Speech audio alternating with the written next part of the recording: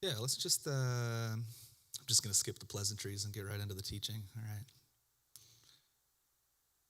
This is part 5 of our Exodus series. It's called What is Contemplation? The other day, my friend asked, he was like, is everything in there? Like, in the Exodus story, like the entire blueprint for contemplative life, for union with the divine? And he told me he'd been reading it lately and offered a few things he found to, like, where that question came from. So I've thought about it for a while, and I think the answer, at least I feel it's yes. And honestly, most of it's patterned in this conversation between Moses and God and the burning bush. You guys know this one? The burning bush.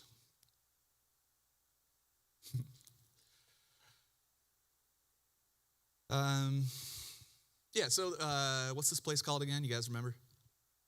It's got 1, 2, 3, 4, 5 words. Well, hold on, just real quick. Okay. All right. This church is like 20 years old or something. How old is this church, Kim? Probably 20. 26. 26. But it looks like it's 20. It's just a compliment. Just trying to be. All right, so we got a 26-year-old church, and its legal name is the Vineyard Christian Fellowship of Jacksonville Beach, Incorporated. But it operates as Beach's Vineyard Church, and we all call ourselves the Vine. So clarity and clear communication has been the secret of our unmanageable growth. Help us, Sam, help us. Yeah, the Vine. Contemplative Christian community. So what is contemplation? There's no wrong answer here, but just, when you hear the word contemplation, what do you think we're talking about?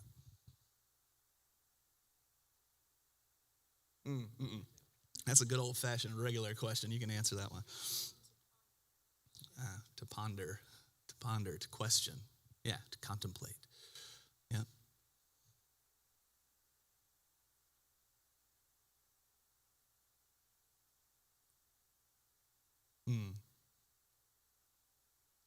To It's like to shut all the surface noise down, or to move past it, or to wait it out, to get down to the core of what your thought is or yourself is.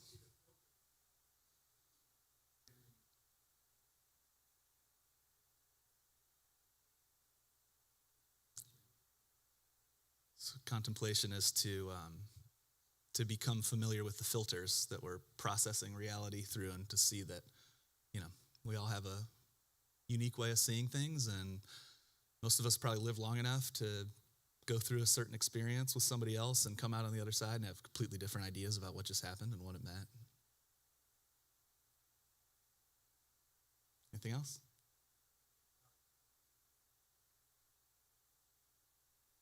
Let's go Sam first. It's Mother's Day.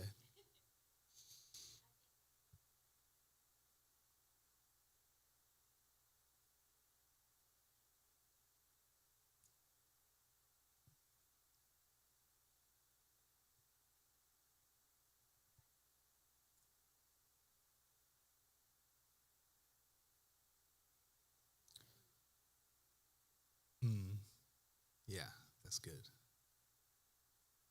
Which just to say to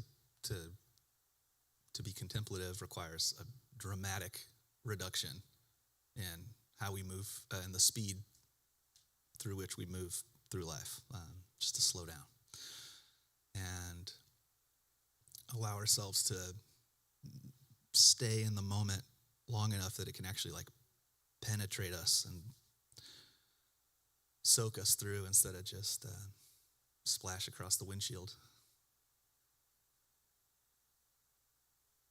Selah. I mean, there's a Selah in the room.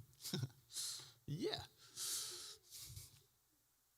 Selah. Yeah, in the Psalms, there's this word Selah, and it's tough to define, but as far as we can tell, it's like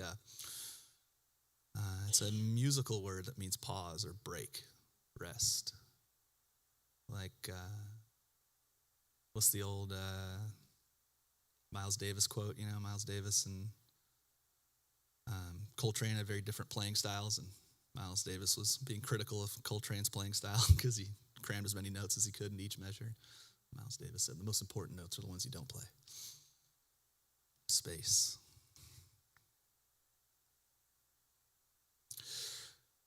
Yeah, so the English word contemplation comes to us almost totally unscathed from this Latin compound noun, contemplatio. Just dropped an N, or added an N, made a new word. And it translates to consider, to survey, to see, to meditate. It's made up of these two words, con, which means with, together, to join, and templatio, which means temple, holy ground. So just what the word itself is trying to communicate, I feel like contemplation is to bear witness to reality, but from within the temple. Somewhere around 3,000 years ago, the Hebrew poet David wrote, "Within your temple, O God, we meditate on your unfailing love." About 1,000 years later, St. Paul scandalized his religious friends with this observation.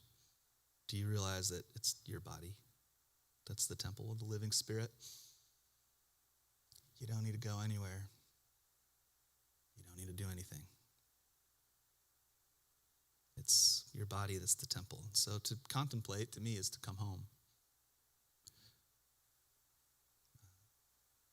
To spend the time that takes, however much time it takes, to clear away the clutter and the noise and the distraction, to stay until we find that altar within, and to light this inner candle, and to gaze out the windows to the soul, our own eyes. And to see how it feels to look with God, through God. To feel how it is to be beneath the patterned conditioning that flavors everything we see. To learn to see as God sees, which seems to be patiently, lovingly, peacefully, and with total acceptance.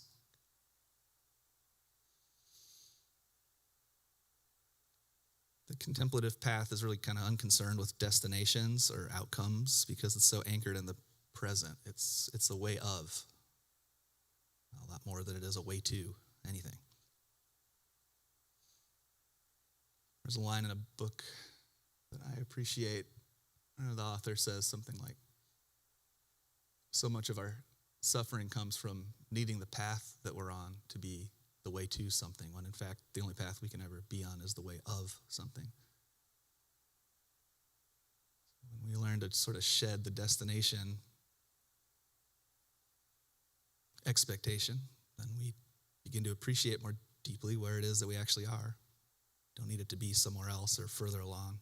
Can drop some of the measuring and the comparing. I had to be further than this, and how to get back here again.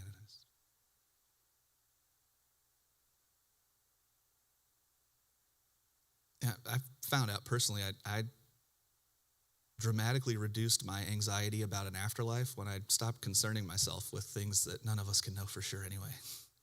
It's like the more I can trust the grace of God in the current moment, the less I care about what happens after this thing's over,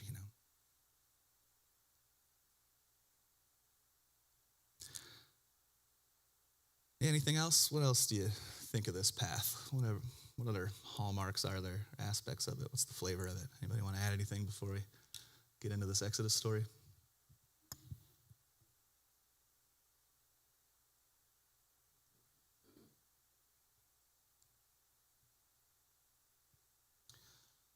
All right, so just to catch us up a little bit, we're now entering the third chapter of the book of Exodus, which in Hebrew is not called the book of Exodus. It's called the book of names, which is interesting.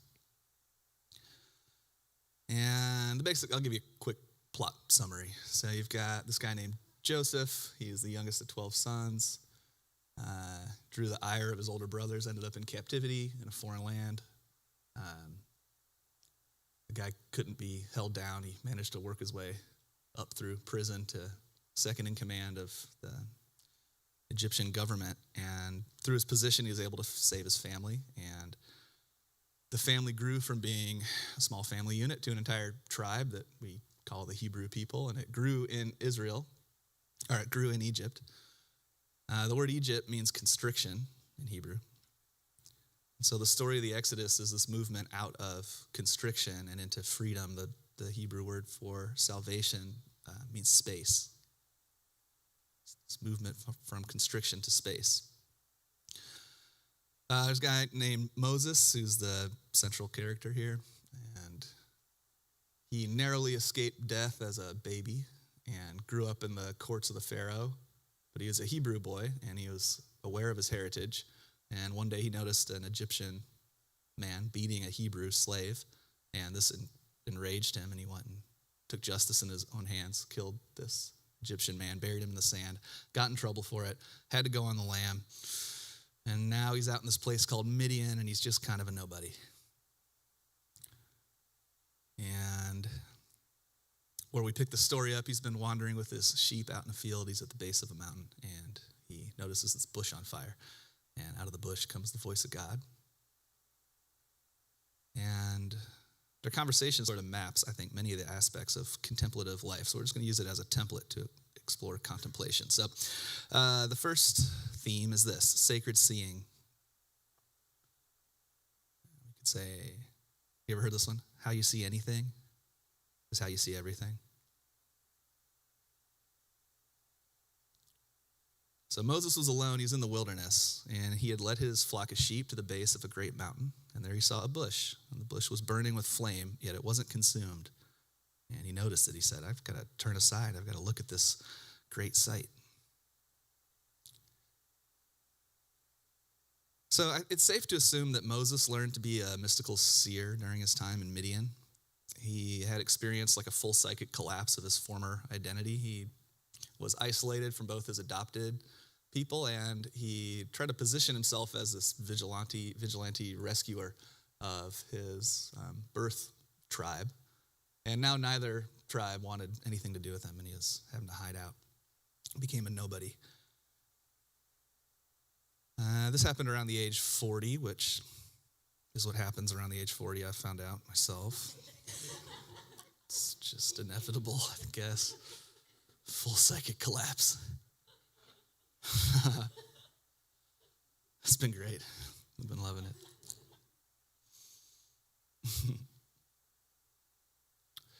Yeah, so he's kind of lost his sense of purpose, his former identity, his connection to his traditions, and all access to any of the former safety that he had or influence. And as the story goes, he spent 40 years in that state. Hoping to shave a couple off, but we'll see how it goes. And he was just this solitary shepherd. He was learning to simply observe the evidence of divine providence in the natural world, everyday life. He was disoriented and displaced, but he's definitely spiritually attuned. And he's in a land called Midian, and the word Midian in Hebrew means to contend with oneself. It's a little on the nose, but there he is.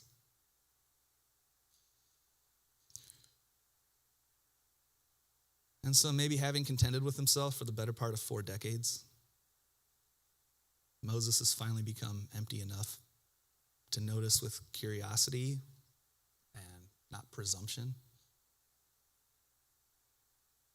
the world around him. And that thing, curiosity, wonder, is maybe the key. I've heard it said that curiosity is the antidote to judgment.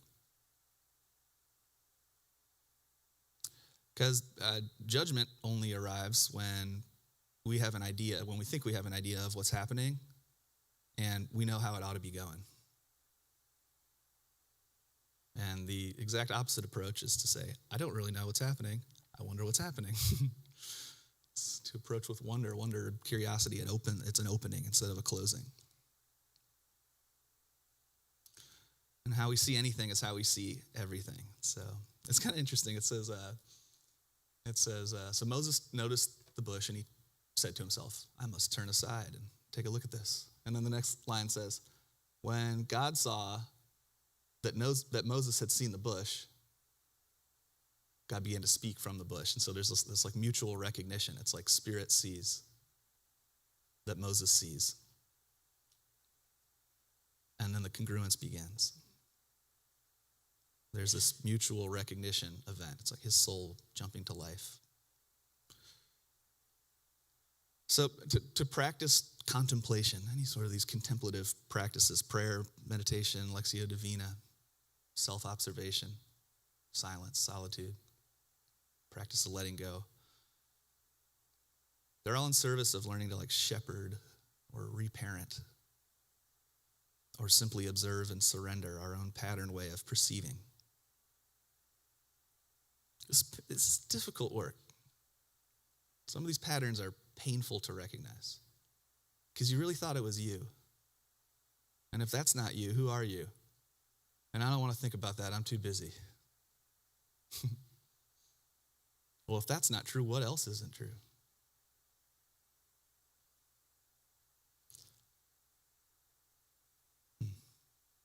And there's a way to ask those questions with wonder and curiosity, but I found a lot of internal resistance along the way. That wasn't wonder and curiosity. It was fear and, what do you call the thing? Ain't nobody got time for that.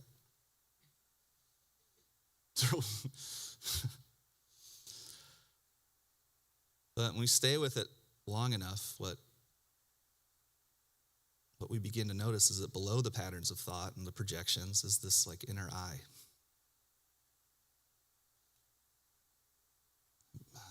Meister Eckhart said, the same eye through which I see God is the eye through which God sees me. One seeing, one knowing, one being, one love.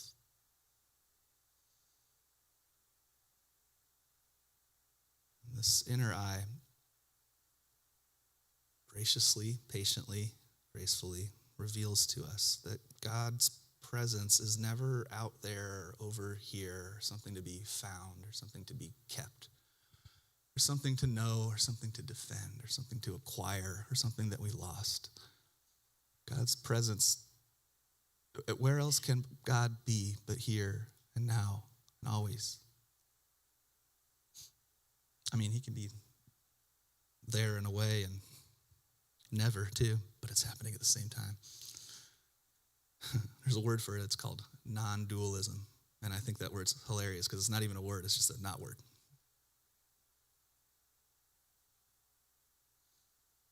God's presence is eternally hidden in the right here, right now. And that's whether it's in stillness or in suffering or in joy or just like in washing the dishes. You know, that was like Brother Lawrence's thing, this famous monk. Nobody wanted to do the dishes in his parish. And he didn't either. But he decided somebody had to do it. And then he noticed, why am I so grumpy when I'm doing the dishes? Oh, it's because I want to be doing something else. What if I just try not to want to be doing something else? So he became the patron saint of doing the dishes. Here's a few poems. This is Rainer Maria Rilke. He said, Earth, is this what you want? To arise in us, invisible? Is it not your dream to enter us so wholly, there's nothing left outside us to see? What, if not transformation, is your deeper purpose?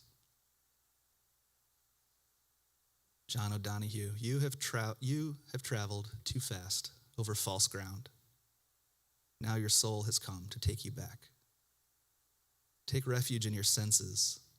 Open up to all the small miracles you rush through. It's Mary Oliver. I don't know exactly what a prayer is. I do know how to pay attention.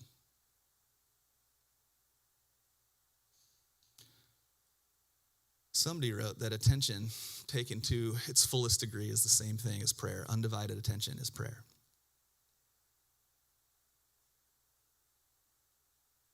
You notice this, that happiness really isn't anything more complicated. It's just happiness is just loving what is. It's just learning to love it. And if we can't love it, learning to work with it. And if it feels too hard to work with it, praying that we can welcome it. Wherever the most honest beginning point for acceptance is also the birthplace of happiness. Think about it.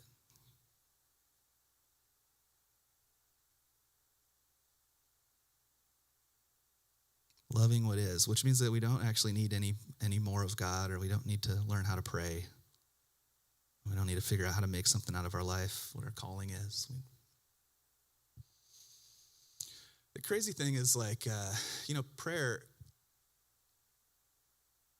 What's religion for? Why are we doing this? What are we doing in here? What do you want with this?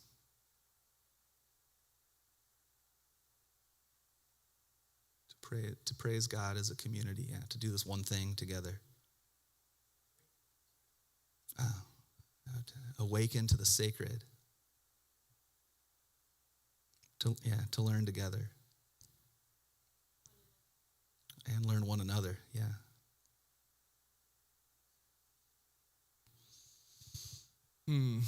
Yeah, have you ever done this thing where you feel like you probably ought to be better at this whole, I remember for most of my life being like, man, I've been Christianing hard this whole time. Shouldn't I be better at it by now? I don't even know if I know how to pray. I feel like it's weird when people talk about their relationship with Jesus, because I'm like, either I don't get the same thing that they get, or they're pulling my leg.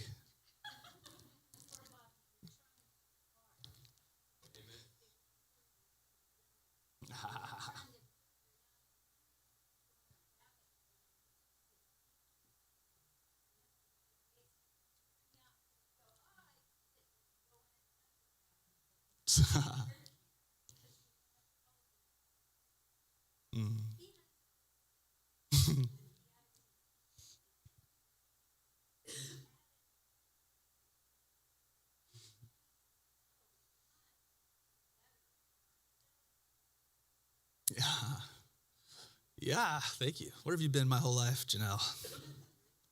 Right here. You've been helping me. Yeah, if we could just do the basics, we'd be so much happier. And even before that, it's like this thing. It's like if we want to live like Jesus lived, then we have to see in a similar way that Jesus saw. And I feel like there's a pretty good chance, I don't know. Do you track your percentages on answered prayer just to see how? What your standing is with God. You're like, oh, shoot, he didn't answer that one. I must have done something this week. Let me think here. That's not a good practice. I'm not recommending that. I'm just saying that, if anybody's going to have their prayer answered, it would probably be Jesus. And Jesus' prayer was that we would come to recognize that we're one as he is one. That Christ is in us. Christ is in God. From the cross, he said, it's finished. All of this separateness business, all the shame we carry about this, that, or the other, all the reaching and the overextending we do to drag ourselves into heaven. He just said, it's finished. Any mistake that's ever been made, you know what he said? Father, shame on them. He said, forgive, it's ignorance. It's just ignorance.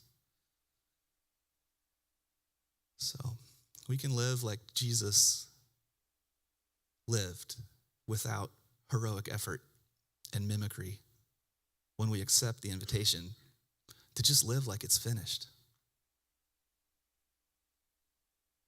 And to let our practices and our gatherings be a place where we can just learn to relax. Oh my gosh, dude. You know that phenomenon where people go on vacation after working their normal 88 hours a week, But they get that week off. And so, having pushed through 7,000 signals from the body to slow down, they finally take some time off and collapse. You get the flu or something. This is like a phenomenon. It's like the harder you push yourself, when you finally let yourself rest, your body's like, I'm giving you all of it, man. I'm giving you a whole year's worth of fatigue. You ever notice how activated your nervous system is all the time? I never notice it until it starts to calm down. There's a million practices to help with this, but just in the calming down comes the realization of just how activated I've been and for how long I've been running with that buzz. And this is the thing, like, we only relax when we feel safe. And the message, like Janelle said, the whole thing is just surrender. But surrendering seems insane unless we feel safe, right? So we have to learn to relax so that we can learn to surrender. So this is what God says. This is kind of unusual for God, I feel like, a little out of character. He says, don't come any closer. Don't come any closer until you take off your shoes, because this is a place where you're standing is holy ground. I think these shoes, the sandals, they represent the things that, well, what do you think they represent? What is the symbolism of the sandal here?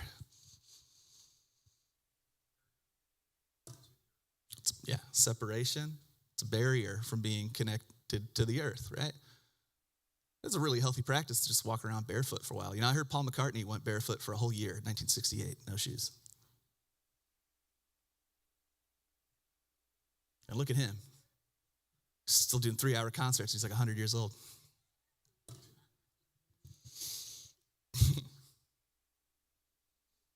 Yeah, they're our insulation, There's safety stuff. I'm really grateful for shoes. I stepped on a rusty nail when I was a kid. Don't want to do it again. I was barefoot. Grateful for shoes. Very practical. It's good to be safe. It's good to figure out how to be safe. It's good to know yourself. Realize what makes you feel not safe. It's good to find your voice, be able to speak up, make boundaries when you feel unsafe. The whole safety thing gets a little out of control, Like now there's I'm so grateful that my homeowner's insurance policy has a separate insurance policy protecting my insurance policy in case these other 7 insurance policies fail. And I just am like, I'm never going to die. And I got this cream that will make me look young forever. And I don't know. It's a little out of hand, isn't it?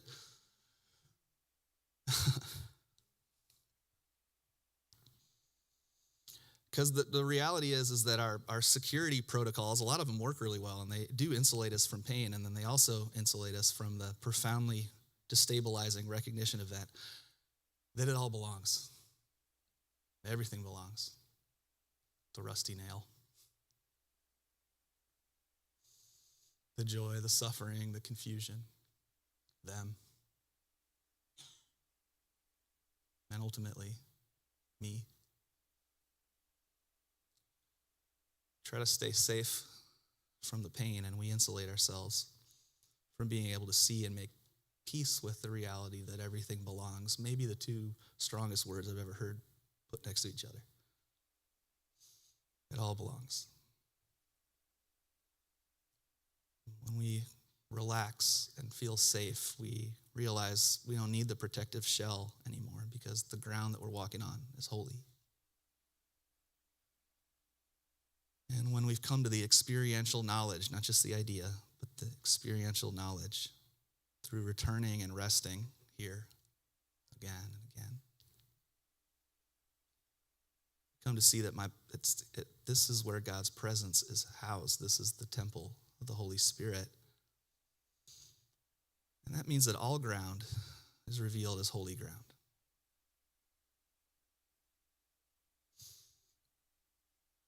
Yeah, we can't reach God, but we can pay attention and learn to surrender whatever is obstructing communion because God's already here.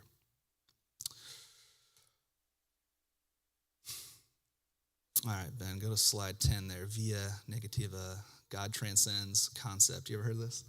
Via negativa.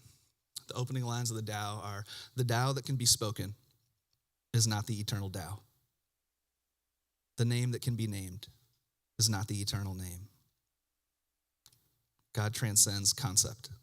If we can name it, it might be close, but it isn't it. And so the way to understanding isn't through naming and acquisition, it's through surrender. And being okay saying, is this it? I still haven't found what I'm looking for. If we could sing that positively, I'd be a lot happier. It's 11:27. I have to split this bad boy into 2. We're stopping right there for now. Or do you guys need more content?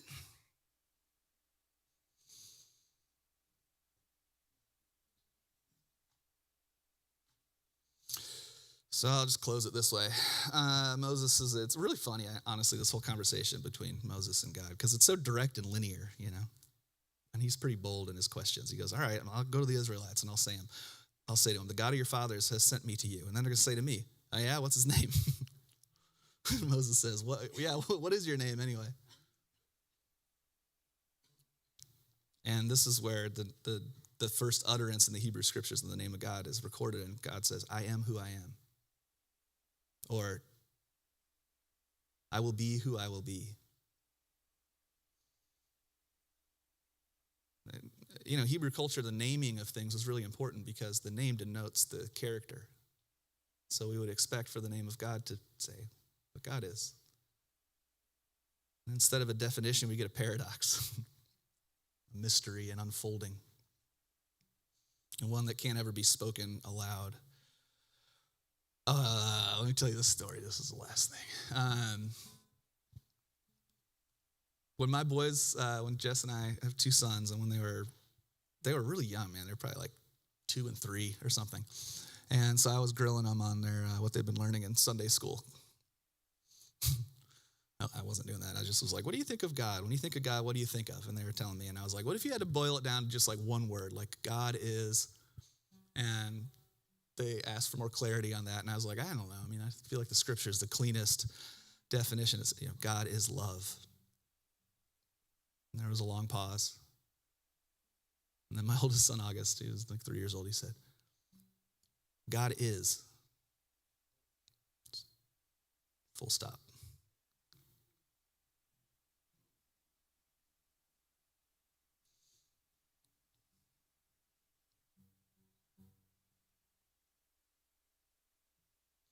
So maybe we've known it all along,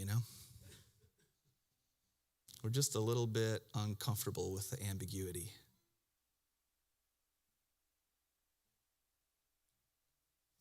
But the truth's always here in us. And it's not even up to us to recover it. It's just all of this life is an eternal invitation to relax. You don't need to know everything. You don't have to understand it. You don't have to get it perfectly.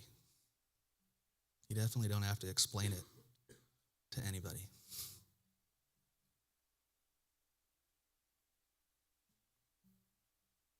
But we can come home again and again and again. Get out to the reactive edge of ourself, we can notice, and rather than being, how did you get here again? We can say, oh, thank God I noticed.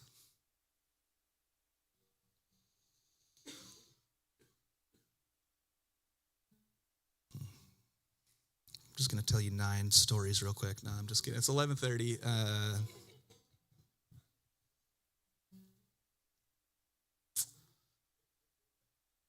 Yeah. Oh, is he? Oh, thank you. Augustus. Oh, thanks, Corey.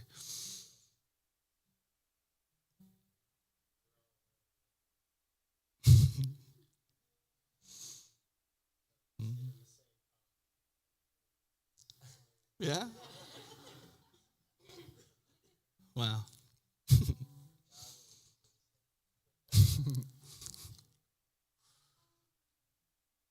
Yeah. All right. Well, then, with that in mind, since August has got it under control, you don't have to rush out of here to get your kids, but, maybe in the next few minutes. And you're, of course, welcome to bring them back in here. And we'll open the table. The Eucharist is available for anybody who'd like to come and eat. If you'd like prayer for anything and you go to that big fluffy chair over there, maybe somebody in this general vicinity will see you and come over. So feel free to use this time however you'd like. You're welcome to hang out as long as you'd like. But when you go, do so in the peace of our Lord. Thanks for being here. Later.